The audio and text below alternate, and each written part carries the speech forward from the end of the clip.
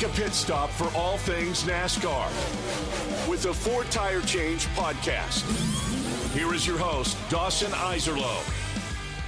It's Four Tire Change podcast, ESPN Southwest Louisiana. Dawson Iserloh back with you one final time here in this season to recap the championship race that happened at Phoenix last Sunday. What a season it was, man. And, you know, so much that went down in the end. This championship race, of course, the overarching legacy here is going to be Denny Hamlin just not quite getting it done once again. Shout out to Kyle Larson. Obviously, big congratulations to him. He becomes part of a pretty exclusive club, and that's being a multi-time NASCAR Cup Series champion. And it's going to be interesting to see, certainly, the fallout of this race individually. But we know the championship format's changing, so that's the unique thing about this little stretch we're in right now, where I think there would obviously be a lot of complaining. There's been complaining in years past, and that's maybe why we're at this point. But it's almost like not really that beneficial to complain right now because we're getting changes. Now, when we see the new format, I'm sure we'll have new things to complain about. But that's, just kind of how the circle of this thing goes. But let's talk about the race itself. Look, I felt like, and my pick going into this thing was Kyle Larson, but I felt like Denny was going to give it everything he had. We know he's been trying for so long to win this elusive title, and so anytime you get this close, the pressure builds. And so what I was most impressed with is knowing the pressure that Denny's felt personally. You imagine the 11 team feels that pressure to do it for him, not knowing how many chances he's going to have left in his career, and he's been very non-committal about the future. He's been very in the moment, which I think he kind of have to be, right? But he goes through this stretch where, early in this race, it looks like Denny Hamlin has brought the car to win this championship. And I thought he did a great job handling the vehicle. When we see a whole bunch of blown tires early in this race, you start to sit there and go, is everybody a ticking time bomb? And to an extent they were. And I thought Denny actually did a nice job talking about, hey, it's not Goodyear's fault. Everybody's running these air pressures right on the borderline, trying to get as much speed and grip as they can. And so when tires blow, that's more on the teams than it is on the manufacturer of the tires. So that becomes a theme here throughout. The craziest thing about this championship race individually is how many times it looked like guys were out of it. And Denny's really the only one who it never felt like he was out of it. Because Larson has an issue, right? Falls a lap down. And Briscoe falls a lap down. Briscoe, his day was just chaotic. He was on the lead lap, off the lead lap, all this stuff. And even Byron has a stretch where it looks like he's out of the race, and the next thing you know, he ends up having a chance. Now, Byron runs down Hamlin and has a chance there, and then he blows the tire, which is ultimately what leads to the final caution. It's part of the reason for me, why the single race deal that we have right now, and like I said, I don't want to dwell too much on it because it's going away, but I understand how exciting it is to have a caution late and re-rack everybody and have a 2-lap sprint to the finish.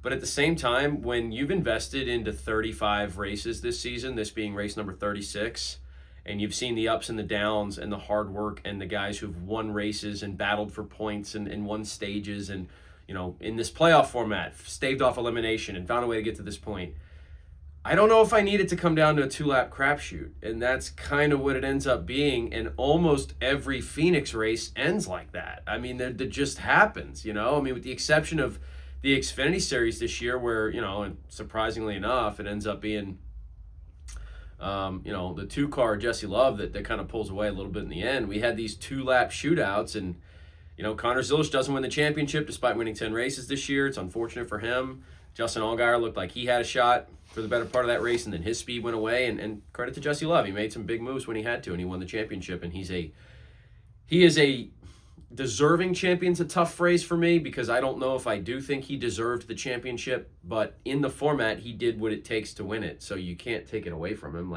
Everybody knew how this championship was going to be crowned. They didn't get to Phoenix and go, all right, we decided it's the top finisher. No, that was already known, and you're part of the Champ 4, and you're going to have to figure it out. So I think that stuff is, it's all baked into it, and we know that's changing now, so we can see about it in the future. But I didn't love that this went to overtime, right? And then the decision happens, and that's where Denny takes 4 tires. And I can't fault him for it. 4 tires won the truck race. Now, maybe you sit there and go, all right, but we got a lot of inexperienced truck drivers. Is that really going to be how it's going to go when the Cup drivers are up there with 2?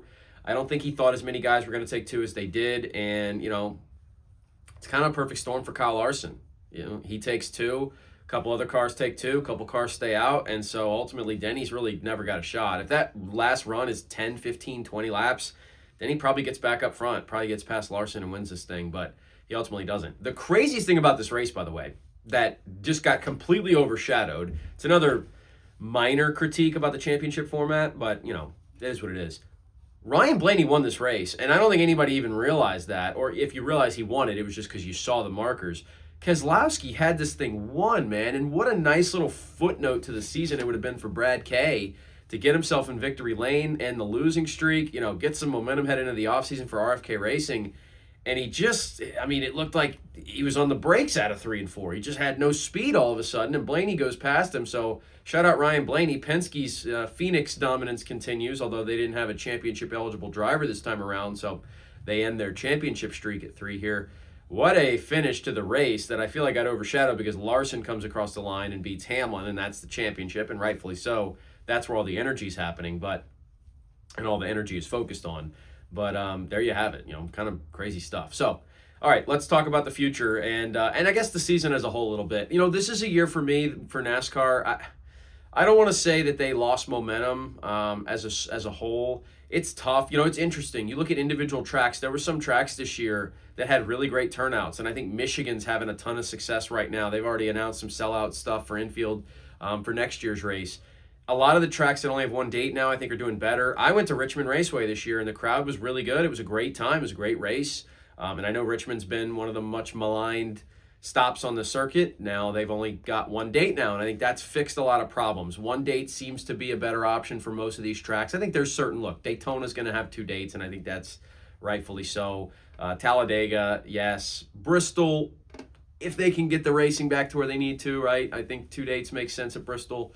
But it really, I think it should be reserved for a handful of tracks. I don't think there's a reason to go to a bunch of these places multiple times within a season. And you see that when it's one race per year, those fan bases, those areas, people get fired up, they show up, and it's a better atmosphere. So the TV deal is obviously great for NASCAR. They're making a ton of money off this thing. So the sport's not going anywhere. It's just, I think there's there's so many issues that are kind of difficult. And this is how I like to go about these things, right?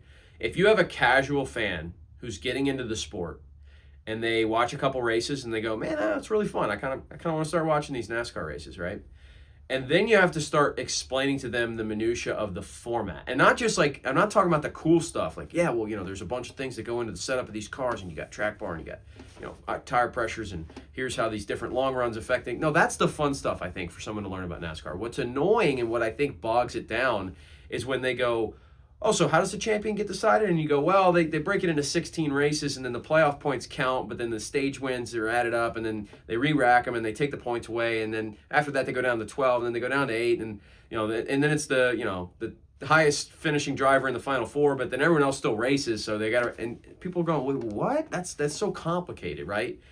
I just think it needs to be simplified a little bit, regardless of what it's going to be. Now, first off, one of the reasons I think simplification would be better is because we'll have a better chance to get a deserving champion, which I think matters. I know some people, and look, TV wants the drama. They want the crazy finishes. They want the one race, everything's on the line, playoff mentality, right? They want it to have like the NFL playoffs and the Super Bowl.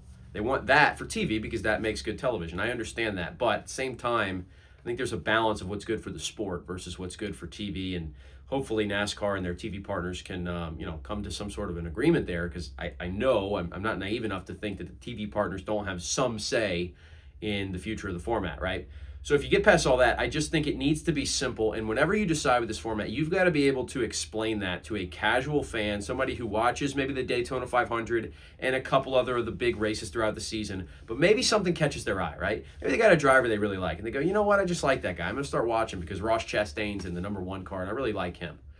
You need to be able to explain your format in like 30 seconds or less. I really do think that, where you go, hey, 16 drivers make the playoffs, highest number of points gets them in, win they're in, if that's still the format, and then from there they do 10 races and the most points is a champion. Like that should be, it should not have to be, well, the playoff points stack up and you get 1 point for a stage win, you get 5 playoff points for a race win, and then those reset after each round, and then after, that's just too complicated in my opinion. And I do think that stuff matters when you're trying to draw new people in.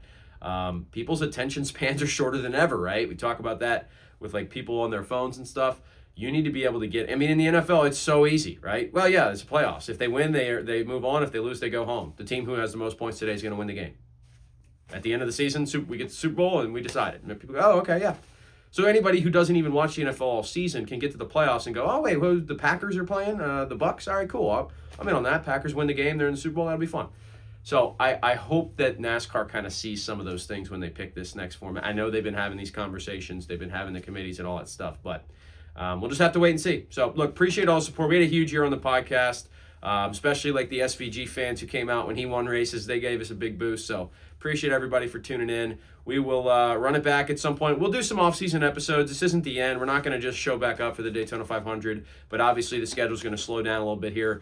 Maybe when the new format is announced, we do have some, it's slowly starting to happen with the lawsuit, and there's some, judge rulings and things of that nature. So maybe we'll do like kind of one big recap episode and have a conversation about all that stuff and whenever all those things come out, and we can kind of do them all at one time. But for now, this is a break. This is a wrap on season 2 of the 4 Tire Change podcast. Appreciate you all year. If you would please like, comment, subscribe. We're not going anywhere, so we're going to keep this thing rolling along. So thanks again. Congratulations, Kyle Larson, the 2025 NASCAR Cup Series champion.